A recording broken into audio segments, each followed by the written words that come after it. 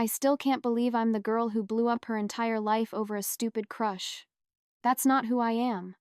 Or at least, it's not who I thought I was. My name is Clara, I'm 32, and 1 year ago, I had everything. The husband, the house, the career, the whole meticulously curated deal. Now, I'm sitting in a cramped one-bedroom apartment with walls so thin I can hear my neighbors' arguments about recycling. I'm scrolling through dating apps, my thumb swiping past a gallery of strained smiles and fish pictures, and I'm wondering how I managed to lose it all so spectacularly. Everyone thinks there must be more to the story. An abusive relationship, irreconcilable differences, some dark secret that would justify throwing away a 5-year marriage. But the embarrassing, humiliating truth is that I gambled everything on a fantasy, a shimmering daydream that existed only in my head. Let me start from the beginning, from before the fall.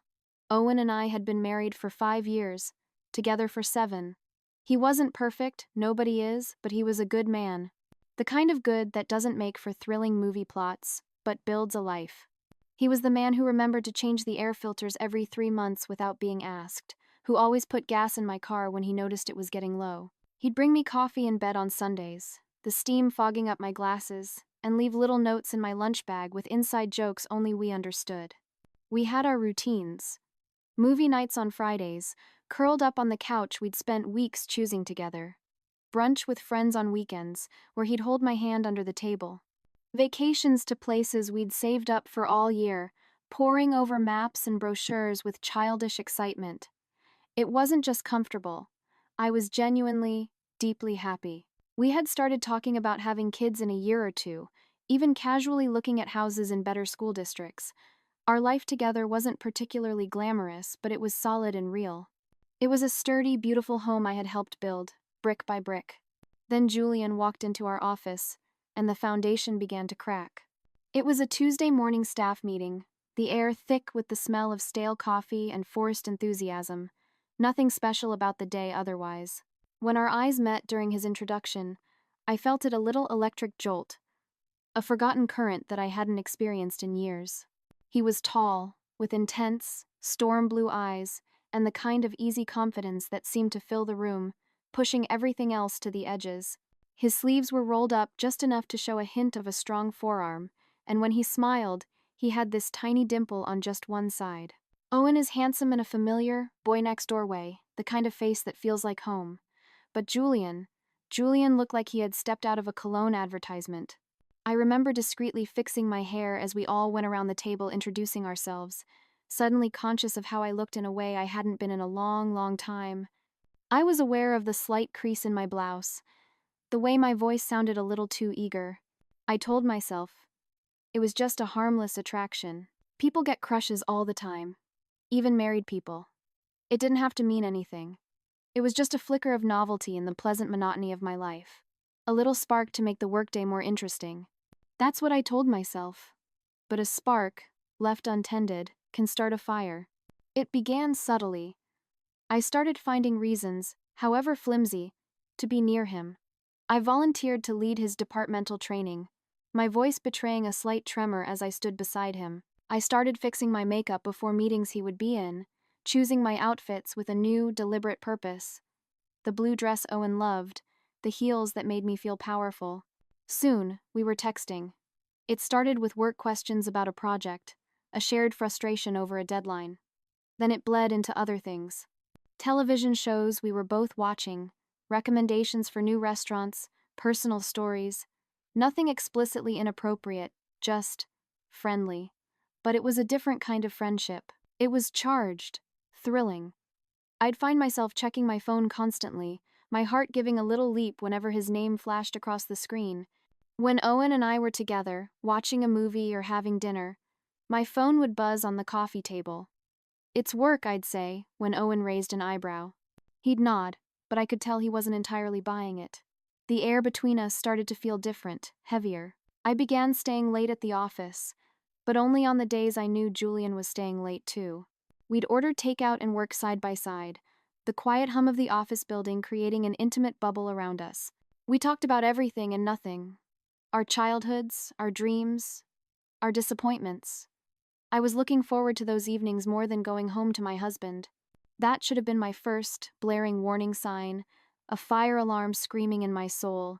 But I ignored it. I silenced it. I wasn't doing anything wrong, I reasoned. We weren't kissing or sleeping together. But emotionally, I was already having an affair. I was saving all my best stories, my wittiest observations, my deepest thoughts for Julian. I was building a wall between Owen and me, brick by invisible brick. Suddenly, the little things about Owen that never bothered me before became major irritations. The way he loaded the dishwasher, the sound of him chewing his cereal, the familiar jokes he told, they all grated on my nerves. I was unknowingly or perhaps knowingly creating a narrative in my head where Owen was flawed and lacking, a narrative that made my emotional infidelity feel justified. About 3 months after Julian started, Owen planned a surprise weekend getaway for our anniversary to a charming bed and breakfast by the coast. A year earlier, I would have been thrilled. But when he told me, my first thought wasn't of romance or relaxation. It was a sharp pang of disappointment. I would be missing 2 full days of potential Julian time. I went through the motions that weekend. I smiled for the selfies. I held his hand as we walked along the beach, but my mind was elsewhere. I was constantly checking my phone, hoping for a text from Julian, feeling a strange, illicit thrill when one finally arrived. I was there in body, but my heart, my mind, my soul, they had all stayed behind in the office with him.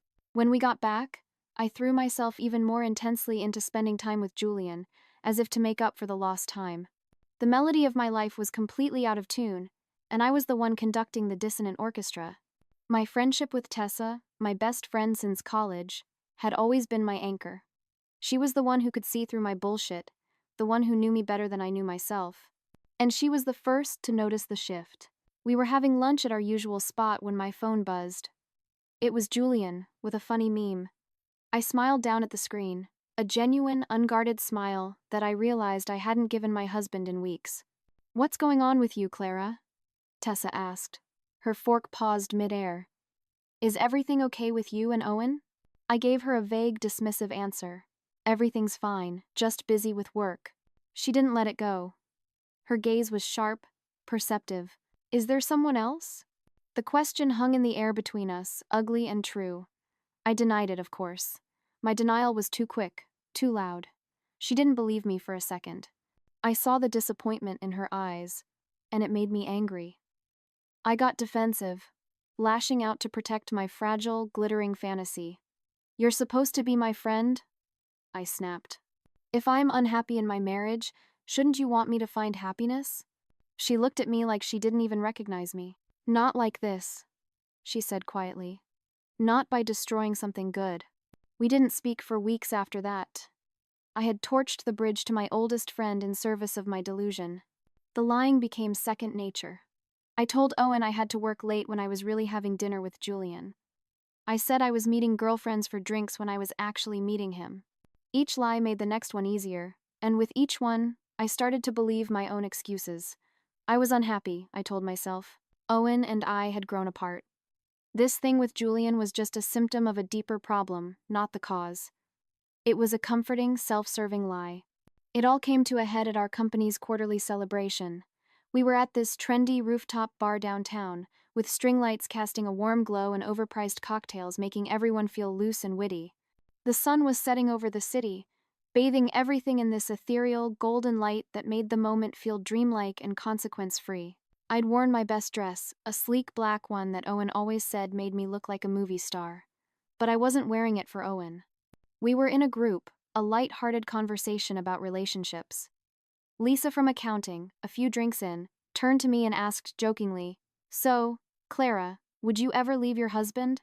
The responsible part of my brain, the part that still resembled the old me, screamed to deflect the question, to laugh it off, to say something sweet and cliched about how lucky I was to have Owen.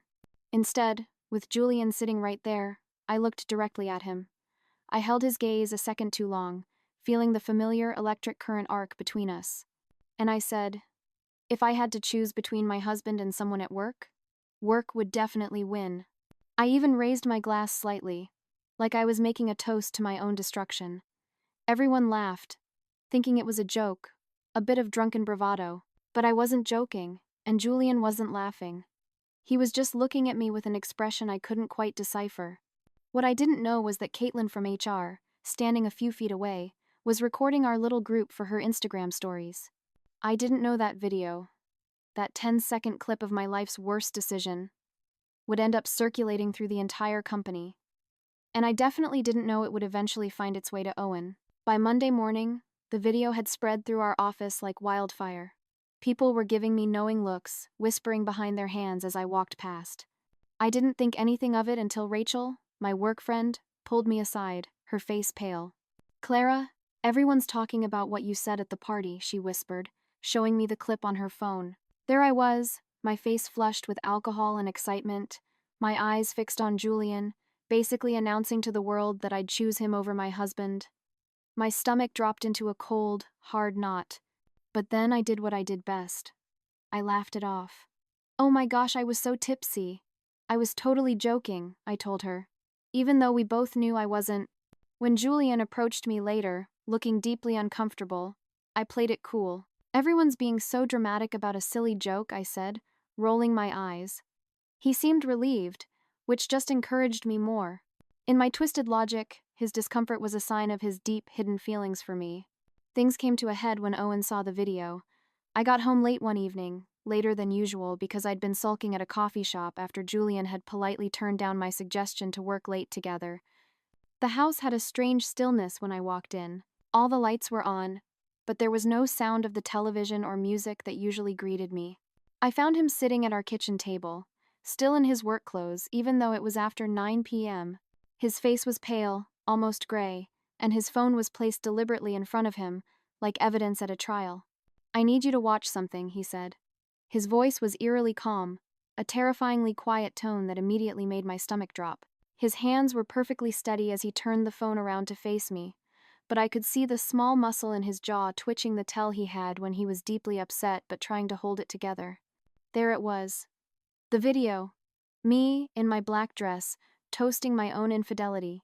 "Someone sent this to me anonymously," Owen said, his voice flat. "Is it Julian? The one you choose over me?" I could have begged for forgiveness. I could have thrown myself at his feet and sobbed and promised to fix the mess I had made. Instead, my shame curdled into defensiveness. "It was just a stupid joke, Owen." "Everyone was drinking," I said, my voice rising. "And anyway, how did you get this? Are you spying on me now?" He just stared at me, his eyes filled with a disbelief so profound it felt like a physical blow. "That's what you're concerned about? Who sent the video? Not the fact that you publicly humiliated me and our marriage?" The fight escalated from there. He pressed for the truth. How long had this been going on? Was I sleeping with Julian? Did I want a divorce? With each question, I got more defensive, more cornered. "I need you to choose," he finally said, his voice cracking with a pain I had inflicted. "Either you commit to our marriage completely, which means cutting off whatever this is with him, or you leave. I won't be your backup plan." Put on the spot, I felt trapped. I wasn't ready to let go of my fantasy with Julian, but the thought of losing Owen was suddenly, terrifyingly real. "I can't just decide right now," I protested. "What's not fair is me finding out from a stranger that my wife would choose someone else over me," Owen shouted, his composure finally breaking. "What's not fair is you checking out of our marriage while I've been trying to figure out what I did wrong." I couldn't take it. I grabbed my keys and left, slamming the door behind me. In my delusional state, I drove straight to Julian's apartment. It was nearly 11 p.m. when I knocked on his door, mascara streaked down my face from crying. When he opened it, he looked shocked. He was wearing sweatpants and an old college t-shirt, his hair slightly damp. He looked nothing like the polished, perfect version of himself I saw at work. For a split second, I saw confusion, then recognition, then something that looked uncomfortably like dread flicker across his face. "Clara? What are you doing here?" He didn't open the door wider or invite me in. "Owen found out," I blurted, my voice cracking. "About the video, about my feelings for you. Everything's falling apart." In my head, this moment had played out so differently. He'd be overwhelmed by my grand gesture, realize I was serious about him, and finally admit his own feelings. I stepped toward him, expecting him to pull me into his arms. Instead, he stepped back. "Clara, I'm sorry about your marriage, he said carefully, his voice gentle but firm. But I don't think you should be here. I couldn't believe what I was hearing. But I thought we have this connection. Julian sighed, a deep, weary sound. I've enjoyed working with you. You're a great colleague. But I never intended for it to be anything more than friendship. I would never get involved with a married woman. But I might not be married much longer, I said, hearing how pathetic and desperate it sounded. His expression shifted to one of pity, and that was worse than anything. I think you're projecting feelings onto our friendship that aren't really there, Clara. I never meant to give you the impression that I wanted anything beyond a professional relationship. I left his apartment in a daze. The cold night air felt like a slap in the face. I had jeopardized my marriage, my entire life, for someone who didn't even want me. The fantasy hadn't just ended. It had shattered into a million sharp, painful pieces. I checked into a cheap hotel that night, unable to face going home to Owen, and unwilling to fully accept Julian's rejection. The next few days were a blur of shame and avoidance. At work, the atmosphere was unbearable. Julian requested to be moved to a different project. Everyone knew why. 3 weeks after Owen found the video, I was called into my supervisor's office again. This time, the meeting was short. Given the circumstances, Clara, she said, avoiding my eyes, we think it might be best for all parties if we part ways. They gave me a modest severance package and asked me to clean out my desk that day. I packed my belongings into a cardboard box, feeling the weight of 100 pairs of eyes on my back. When I finally returned to our house, to collect some things, I discovered Owen had consulted a divorce attorney. The legal papers were sitting on the kitchen counter where his phone had been. Instead of accepting responsibility, my first instinct was to blame him. You're giving up on us so easily? I cried. Owen, looking exhausted and years older, calmly pointed out my months of emotional desertion and my public statement valuing a coworker above our marriage. I still love you, I whispered, tears finally streaming down my face. It was the truest thing I had said in months. He looked at me for a long, agonizing moment. I still love you too, Clara, he said, his voice heavy with sorrow. But I don't trust you anymore, and I don't know if I ever will again. The divorce was quick and quiet. He was generous in the settlement, more than fair, really, given what I'd done. I had to sell the house. I couldn't afford the mortgage alone. Watching strangers walk through our home, commenting on the kitchen we'd remodeled together, and the backyard where we'd planned to put a swing set someday, felt like another layer of punishment. After 2 months of desperate, humbling unemployment, I eventually found a similar position at a smaller company across town. The pay is worse, the commute is longer, and my office is a windowless box instead of the corner space with a view I had before, but at least no one there knows my history. I've crafted a sanitized version of my past. Recently divorced, looking for a fresh start. I reached out to Tessa with a long, rambling apology text. She eventually responded with a brief message. I forgive you, but I think we need space. We've had coffee twice since then, but our conversations are stilted, full of careful small talk and conspicuous avoidance of certain topics. The easy intimacy we once shared is gone, replaced by a cautious fragility. The bridge I burned is still smoldering. 1 year later, I'm still dealing with the consequences of my actions, though I don't always admit that's what they are. Consequences, not just bad luck. During our last awkward coffee meeting, Tessa accidentally mentioned Owen. She froze, looking like she wanted to take the words back.